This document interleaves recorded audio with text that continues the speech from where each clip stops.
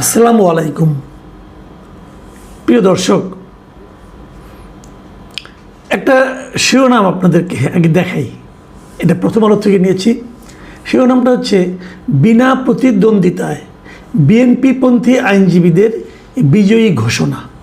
এটা ঘটনাটা শরীয়তপুরের, শরীয়তপুরে জেলা আইনজীবী সমিতির নির্বাচনে বিএনপির 15 জন প্রার্থী ছাড়া আর কেউ প্রার্থী হননি। অতএব যদি আর কেউ প্রার্থী না হয়ে থাকেন, প্রত্যেকটা পদে একজন করে প্রার্থী, তাহলে কী হবে? সবাই বিনা প্রতিদ্বন্দ্বিতায় নির্বাচিত হয়ে গিয়েছে। জাতীয় নির্বাচনে যেমন এবার একটা আইন করা হয়েছে, সেটা হলো যদি কোনো নির্বাচনী এলাকায় মাত্র একজন প্রার্থী থাকেন, তাহলে সেখানে না ভোটের অপশন থাকবে। তো এটা তো জাতীয় নির্বাচনের ঘটনা, তাই না? আর এটা তো জাতীয় নির্বাচন নয়, এটা একটা আইনজীবী সমিতির নির্বাচন। তো সেখানে যদি একজন মাত্র প্রার্থী থাকে, তাহলে বিনা প্রতিদ্বন্দ্বিতায় নির্বাচিত হতেই পারে। এটা নিয়ে তো কারো আপত্তি থাকার কথা না, বরঞ্চ খুশি হতে পারেন যে একজন মাত্র লোক ছিল, অতএব ব্যালট পেপার ছাপাতে হয়নি, সবাই খরচও হয়নি, এবং নির্বাচনের জন্য যে খরচপাতি হয় সেটাও হয়নি। ভালো, অপচয়ের থেকে রক্ষা পাওয়া গেছে, জাতির অর্থনৈতিক অবস্থা এখন সামনের দিকে যাবে, এগুলি ভেবে আপনি কিন্তু মনে মনে শান্তি পেতে পারেন। কিন্তু এই শিরোনামের ভেতরে গেলে আপনি কি পাবেন?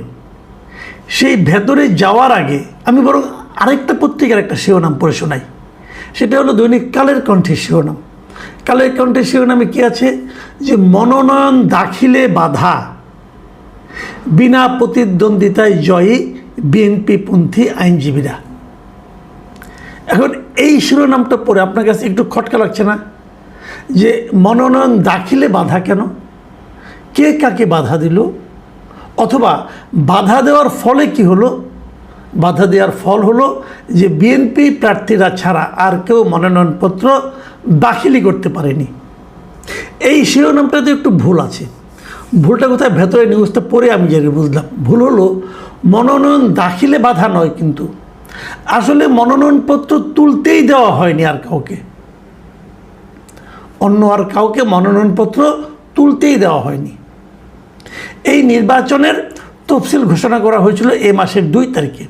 কথা ছিল 25 তারিখে নির্বাচনটা হবে, এবং গত রোববার মনোনয়নপত্র সংগ্রহ এবং জমাদানের নির্ধারিত দিবস ছিল।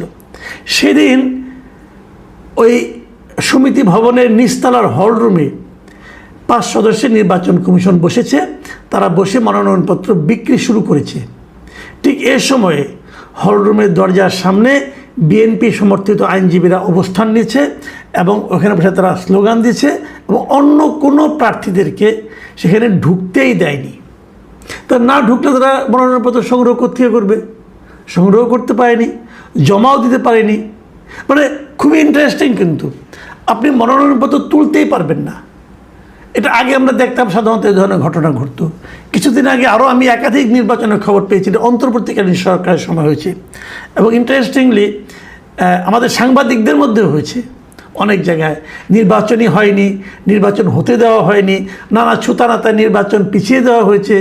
আমি বিভিন্ন প্রেস ক্লাবের কথা বলছি। আমি এগুলো নিয়ে পরবর্তী সময়ে 2-1 দিনের মধ্যে আরেকটা স্টোরি করব, যে আমাদের মধ্যেও কী কাজ চলছে সারা দেশে, ঢাকাতেও চলছে, সেগুলো নিয়ে আমরা আলোচনা করব। আগে আমি আইনজীবীদের পার্টটা শেষ করি আজকে। তো কেউ ঢুকতে পারেনি। আচ্ছা, আমি না বুঝি না, এত আধুনিক হয়ে গিয়েছে, তো এই মনোনয়নপত্রগুলো অনলাইনে জমা দিলে তার কোনো ঝামেলা থাকে না। অনলাইনে তারা বলে দিত এখান থেকে ফর্ম পাওয়া যাবে অনলাইনে ওয়েবসাইটে, দিয়ে তারপর সেখানে জমা দিয়ে দিবে। গভর্নেন্স তো শুরু হয়ে গেছে। এটা করলেই তাহলে তার এখানে সামনে দাঁড়ায় থাকতে পারে না কেউ, কারণ দাঁড়ায় থেকেছে, কাউকে ঢুকতে দেয়নি। কিন্তু যখন অভিযোগ উঠেছে, তখন তারা আবার বলছে না, আমরা কোনো বাধা দেইনি, আসলে আমাদের প্রতি না তারা খুব শ্রদ্ধা দেখিয়েছে, আমাদের প্রতি শ্রদ্ধা দেখিয়ে তারা আর কেউ মনোনয়নপত্র নিতেই আসেনি।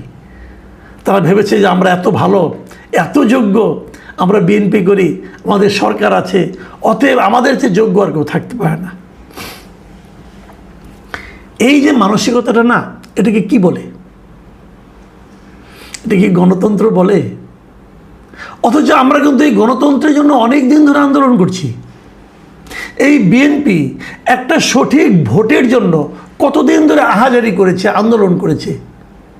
আর সেই বিএনপি যখন ক্ষমতায় এলো, আসার পর ওনার ক্ষমতার দাপট দেখিয়ে ওনার দলের সমর্থক হিসেবে পরিচিত বিভিন্ন ব্যক্তি, বিভিন্ন পেশাজীবী সংগঠন, তারা অন্য কাউকে নির্বাচনই করতে দিচ্ছে না, নির্বাচনে আসতেই দিচ্ছে না, এবং তারা নিজেরা বিনা প্রতিদ্বন্দ্বিতায় নির্বাচিত হয়ে যাচ্ছে। শরীয়তপুরে এই ঘটনা কিন্তু নতুন না। গত বছরও ফেব্রুয়ারি মাসে এক নির্বাচন হয়েছিল 2025 সালে এই শরীয়তপুরে। সেবারও তারা আওয়ামী লীগের যারা প্রার্থী ছিল তাদেরকে, মানে যারা প্রার্থী হতে চেয়েছিল তাদেরকে মেরে পিটে বের করে দিয়েছে, কাউকে মনোনয়নপত্র জমা দিতে যায় নাই, নিজেরা তারা বিনা প্রতিদ্বন্দ্বিতায় নির্বাচিত হয়ে গেছে, কোনো ইলেকশনও হয়নি। মোটামুটি শরীয়তপুরের মাটিতে এগুলি ঘটে যে আমাদের এরকম ইলেকশন হবে না। ইলেকশন হলে তো সমস্যা, কারণ ইলেকশন হলেই তো মনে করেন মনোমালিন্য হতে পারে। একজনের সঙ্গে একজন আপনার পাশে বসে সে কাজ করে, সেও তো ইলেকশন করবে, তার সঙ্গে আপনার একটা মনোমালিন্য হবে। দরকারটা কি? আমরা শান্তির সুশীতল পরিবেশ বজায় রাখবো, আমরা ইলেকশন করব, আর কাউকে মনোনয়নপত্র জমাও দিতে দেবো না, কোনো ব্যালট পেপার ছাপতে হবে না, কোনো খরচ হবে না, কোনো হইচই হবে না। কি শান্তিপূর্ণ নির্বাচন! এমন শান্তিপূর্ণ নির্বাচন কিন্তু আওয়ামী লীগ করেছিল 2014 সালে। সেটা নিয়ে কিন্তু আমরা অনেক আন্দোলন করেছি, অনেক ছি করেছি। তো আমরা কি শরীয়তপুরের এই আইনজীবীদের ব্যাপারে একটু ছি করতে পারবো? মনে হয় পারবো না, তাহলে অন্যায় হয়ে যেতে পারে। আমি বিএনপিকে বলি, ভাই এরা তো আপনাদেরই লোক, গত বছরও করেছে, এই বছরও করলো, পরপর দুবার করলো, আপনারা কিছু বলেননি। কেন বলেননি? তার মানে আপনারাও চেয়েছেন এভাবেই চলুক। বিভিন্ন পেশাজীবী সংগঠনে হয়তো আমাদেরকে এই দৃশ্যই আগামী দিনগুলিতে দেখতে হবে। আমরা জানি না কেন দেখতে হবে, আমরা বুঝতেই পারি না যে একটা সরকার যখন আসে সে কি কেবল দেশ চালানোর জন্য কেবল ওই সচিবালয়ে থাকবে, নাকি তার যারা অনুসারী সবার মধ্যেই তাদের মনোভাবে প্রতিফলন ঘটবে? হয়তো ঘটেছে, হয়তো শরীয়তপুরে যেটা করেছে এরা, এটাই হয়তো আমাদের সেন্ট্রালে বিএনপি ভাবছে এভাবে। আমরা জানি না 5 বছর পর নির্বাচনে এভাবে হবে কিনা, অন্য কেউ মনোনয়নপত্র সংগ্রহ করতে পারবে কিনা, অন্য কেউ মনোনয়নপত্র জমা দিতে পারবে কিনা, আমরা তো জানি না। কারণ এটাকে তো বিএনপি মেনে নিচ্ছে। বিএনপি তো তার দলের, তার আইনজীবী যারা ফোরাম আছে তাদেরকে কিছু বলছে না। দেখুন এইবার শরীয়তপুরে যে ঘটনাটা ঘটেছে, এটা কিন্তু বিএনপির মধ্যে ওরা এই প্যানেলের বাইরে থেকে কাউকে দিতে দেবে না। তার প্রমাণটা হলো কি, ওখানে বিএনপিরই একজন এই জাতীয়তাবাদী আইনজীবী ফোরামের সাবেক সভাপতি, উনি একজন প্রবীণ আইনজীবী, মিস্টার মুসলিম উদ্দিন খান, উনি নিজেই গিয়েছিলেন মনোনয়নপত্র সংগ্রহ করতে, ওনাকেও সংগ্রহ করতে দেওয়া হয়নি। আবার আরেকজন আইনজীবী মুরাদ হোসেন, উনি আবার ইসলামী আন্দোলন বাংলাদেশের একজন মানে আপনার আইনজীবী, উনিও এখানে সহসভাপতি পদে প্রতিদ্বন্দ্বিতা করা উনি এক ধরনের প্রস্তুতি নিচ্ছিলেন। ওনার রুমে যেয়ে ওনাকে মারধর করেছেন, এমন ঘটনা কিন্তু ঘটেছে। এবং সে মারধরের অভিযোগটা কার বিরুদ্ধে? এই নির্বাচন কমিশনে একজন আছে রুবায়েত আনোয়ার, তার বিরুদ্ধে অভিযোগ। এবং রুবায়েত আনোয়ারটাকে উনি হলেন গিয়া এই মুরাদ হোসেনের ভগ্নিপতি, তাকে মারধর করেছে। তো এগুলো আমরা কিন্তু দেখছি ভাই। আমি প্রথম আলো রিপোর্টারতে পাইলাম, ভেতরে একজন আওয়ামীপন্থী এক আইনজীবী রিপোর্টারকে বলেছে যে শরীয়তপুরের আইনজীবী সমিতির অধিকাংশ ভোটার আওয়ামী লীগ সমর্থিত।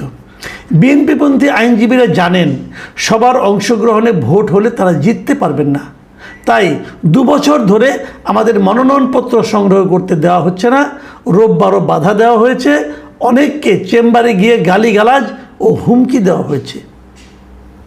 এই যে আওয়ামী লীগের অভিযোগটা, এই অভিযোগটার ব্যাপারে আপনি কি বলবেন? বলবেন আমরা করিনি।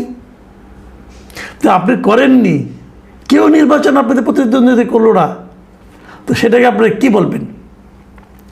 সেটাকে এই যে লোকটা জিতেছে এখানে এই সাধারণ সম্পাদক পদে, মিস্টার মৃধা নজরুল ইসলাম, উনি কি বলেছেন শুনেন, আগে হাসেন, আগে শুনেন। উনি বলেছেন জাতীয়তাবাদী আইনজীবী ফোরাম থেকে একটি প্যানেল দেওয়া হয়েছিল, সেই প্যানেলের প্রার্থীদের প্রতি সম্মান দেখিয়ে অন্য আইনজীবীরা মনোনয়নপত্র সংগ্রহ করেননি, আমাদের কোনো আইনজীবী কাউকে বাধা দেয়নি। এই হলো যে ওনাদের প্রতি সম্মান দেখিয়ে কেউ সেখানে নির্বাচনে অংশ নেয়নি। আমরা চাই যে এই সম্মান দেখানো অব্যাহত থাকুক। জাতীয়তাবাদী ফোরাম যখন যেখানে নির্বাচন করেন ওনারা বিনা প্রতিদ্বন্দ্বিতায় পাশ হয়ে আসুক, তাহলে দেশে নির্বাচন কেন্দ্রিক একটা শান্তির সুবাতাস বইতে থাকবে। প্রিয় দর্শক, সেই সুবাতাসের যদি শীতল হাওয়ার একটু স্পর্শ আপনাদের গায়েও লাগে, নিজেদেরকে গর্বিত মনে করবেন এবং তাদেরকে